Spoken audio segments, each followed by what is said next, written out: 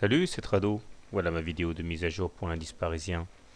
Séance un peu décevante aujourd'hui puisque nous avons ouvert sur des niveaux assez élevés et nous avons même réussi à caresser les 3900, mais malheureusement impossibilité de tenir la position et à partir des plus hauts, eh bien, un reflux graduel a eu lieu et nous terminons en dessous des plus hauts du jour et en l'occurrence avec une séance relativement plate puisqu'on est à 0,04% alors qu'à un moment on était quand même à plus de 0,5%. Bon, tant pis, c'est pas grave. Surtout qu'il en faut pas, enfin, tout ça n'a pas remis en cause la qualité et le dynamisme des indicateurs techniques qui restent bien orientés. Le MACD est au-dessus de son signal, le stochastique est en zone de surachat et le momentum est lui aussi en position très favorable. Les indicateurs techniques sont toujours en situation de divergence baissière, comme on peut le voir, puisque des plus hauts ont été inscrits sur les cours, mais toujours pas sur les indicateurs, ce qui montre que soit on est dans la préparation d'une sorte d'euphorie haussière avec une explosion des cours à la hausse, soit ça va se payer assez drastiquement et on va aller au moins chercher la M20 en cas de consolidation.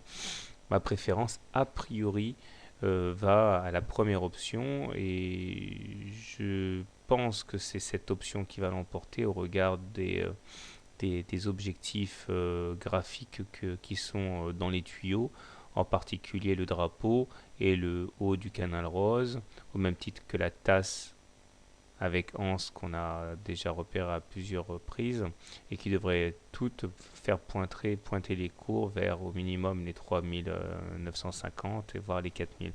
Donc je suis plutôt, à mon avis, dans le sens d'un scénario haussier. Alors M7 est toujours en soutien et croissante, au même titre que la moyenne mobile à 20 séances. Bon, malgré la séance un petit peu piteuse d'aujourd'hui, je reste relativement positif. Alors, comment trader le CAC demain? Si vous êtes haussier sur le CAC, plusieurs solutions. La solution agressive, c'est d'attendre un enfoncement ou un contact avec la M7 pour acheter en cas de retournement sur les unités. Donc, jouer le rebond, clairement. Une autre solution consistera à attendre plutôt un contact entre la moyenne mobile à 20 séances. Si vous êtes baissier, par contre, eh bien, soit vous considérez que nous avons inscrit une sorte de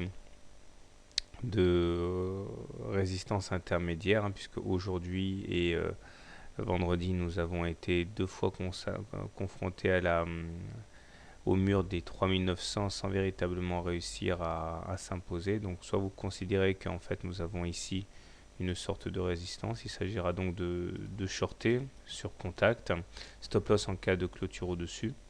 Soit vous attendez tranquillement qu'on aille chercher les objectifs, notamment celui de la tasse avec Anse, ici vers les 3950, et shorter sur ces niveaux-là.